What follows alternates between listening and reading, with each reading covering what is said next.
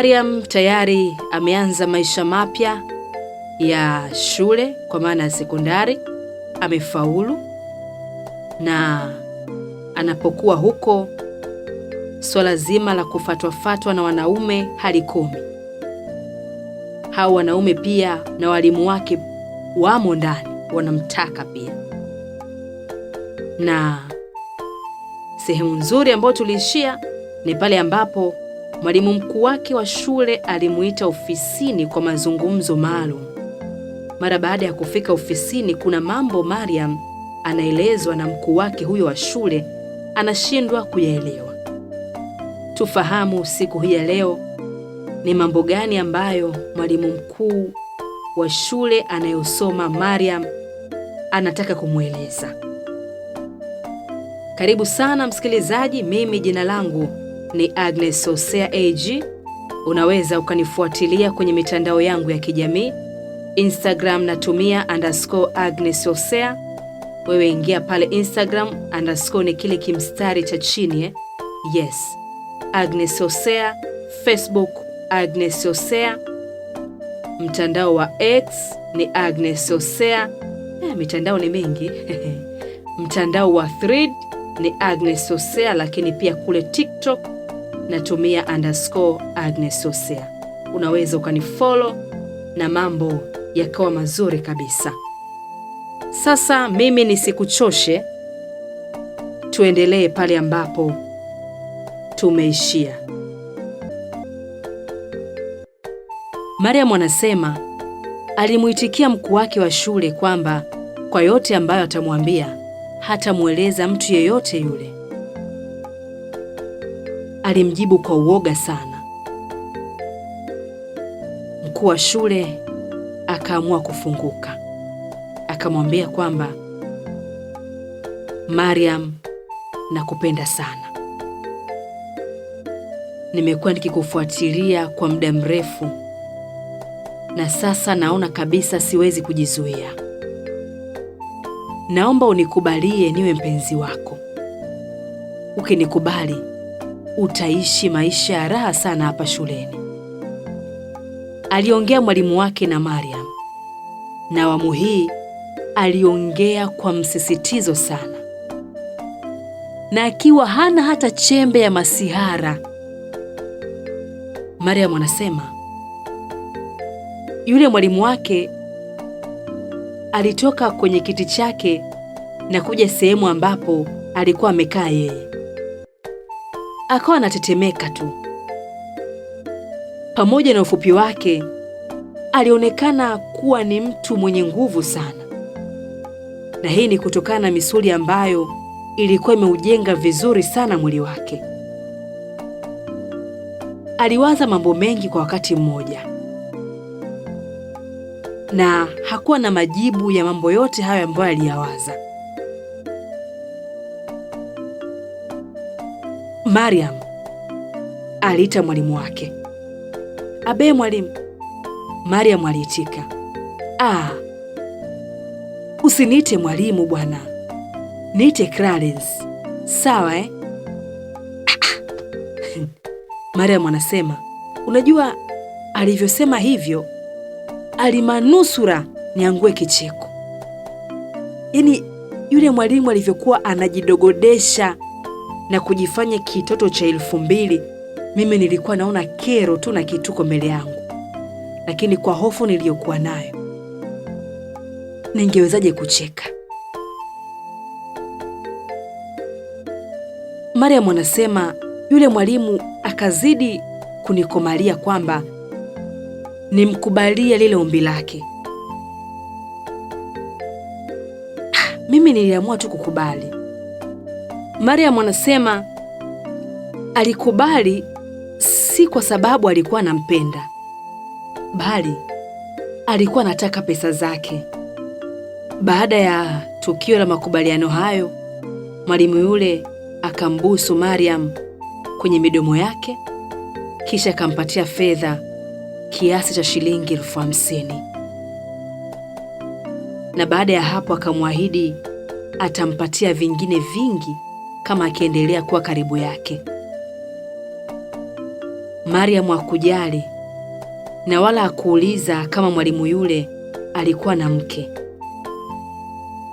Mariam anasema hakuona sababu ya kuuliza swali hilo kwa sababu hakuwahi kusikia hata siku moja kuwa yule mwalimu alikuwa na mwanamke.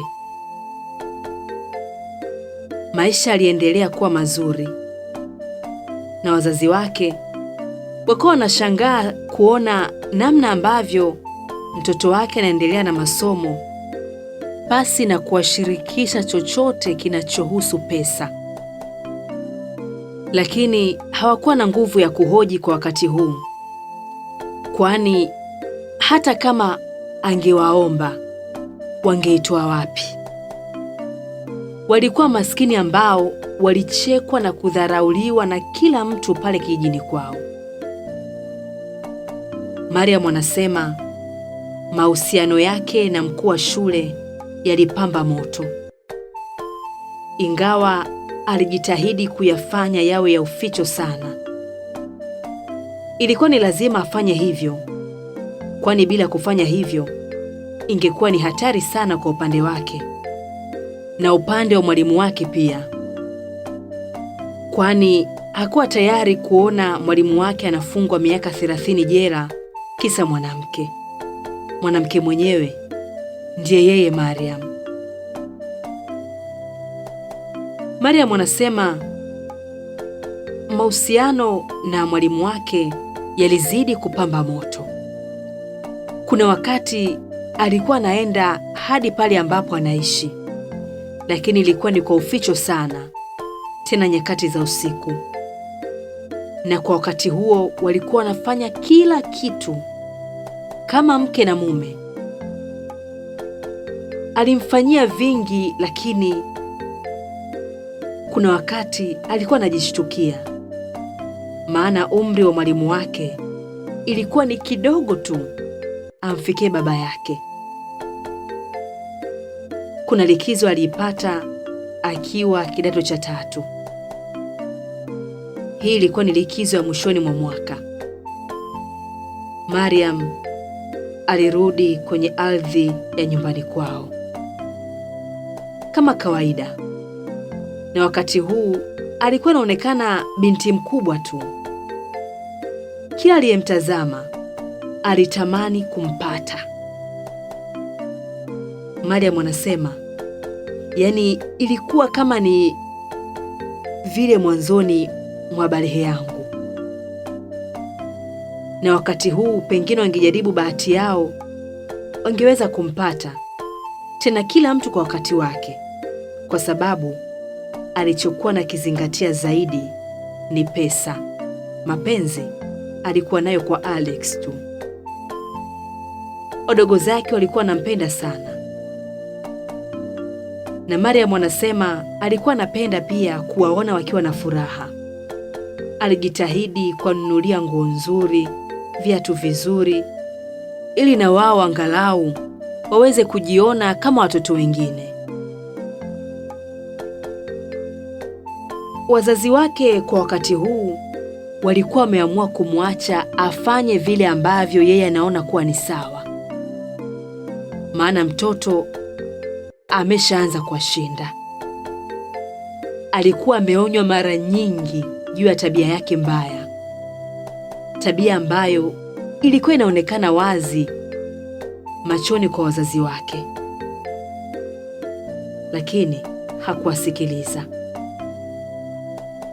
Isivyo bahati ni kwamba wazazi wake hawakufahamu kuwa Alex ndiye aliyekuwa adui namba 1 kumharibu mtoto wao, mwanaume ambaye ndiye aliyekuwa anampa kiburi Mariam. Safari zake za kwenda pale nyumbani kwao wala hazikukoma tena. Kipindi hiki alizidisha kabisa. Wazazi wake wala hawakumdhania kwa ubaya, kwani mbele yao alikuwa anaonekana ni mnyofu sana, na wakati huu alikuwa haachi kuleta zawadi mbalimbali pale nyumbani. Mimi nashindwa kuelewa wazazi wangu walikuwa wanafeli wapi? Yaani hata hisia kidogo mbaya na yule kijana wazazi wangu hawakuwa nayo kabisa. Wazazi wangu walikuwa na muamini Alex kiasi ambacho sijui ungewaambia nini. Basi hata zile zawadi zisiwashtue. Hao ndio wazazi wangu. Naomba nisiwazungumzie sana kwa sababu siko nao tena. Mariam anasema alikuwa amepumbazwa kabisa na ukarimu wa Alex, na alijua anafanya hivyo ili ampende zaidi. Wakati huo mawasiliano yake na mwalimu wake mkuu hayakukoma. Alikuwa anamwambia kuwa amekumbuka yale yote ambayo alikuwa anayafanya ofisini kwake na yale ambayo alikuwa anayafanya usiku pale ambapo alikuwa anaishi Mariam.